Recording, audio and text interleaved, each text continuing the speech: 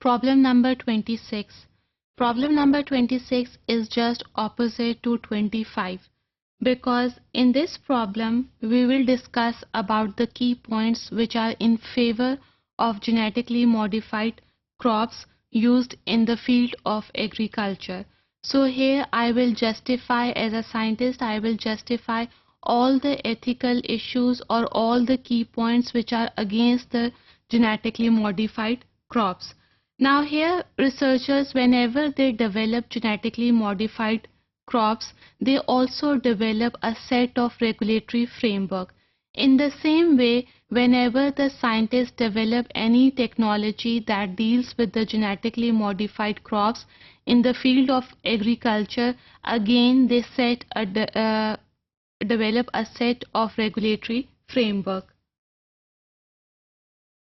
Now, genetically modified technology is used widely nowadays, not only in America but also in other countries, even in developing countries, to control hunger, thirst and malnutrition.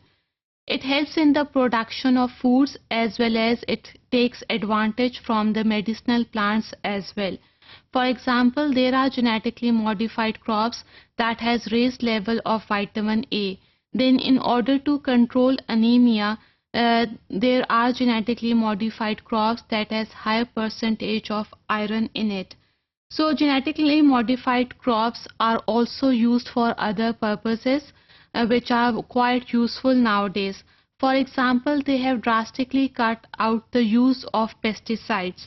Pesticides are the chemicals that kill the pests, and again this chemical has some harmful effects for human health.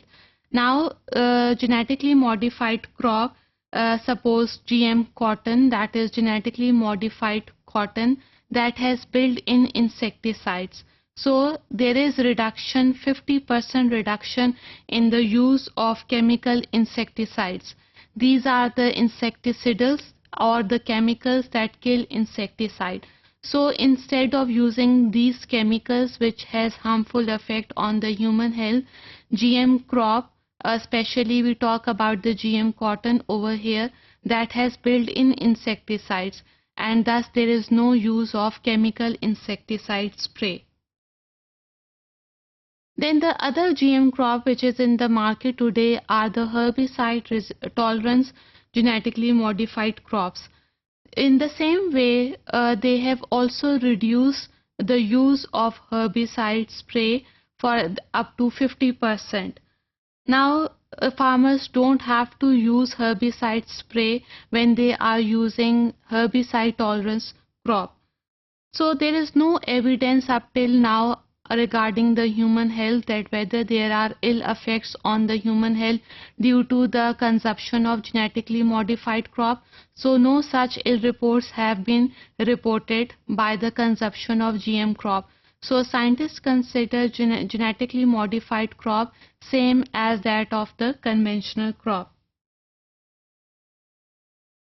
No doubt there are chances of gene flow, and there are chances that bacteria may become antibiotic resistant. Especially the dangerous, this thing is dangerous when the bacteria are pathogenic to human being, and it becomes very difficult to treat these bacteria which are antibiotic resistant and causing infection in human beings. But keep in mind that these risks are so much small that we cannot quantify them, so it is better to ignore them.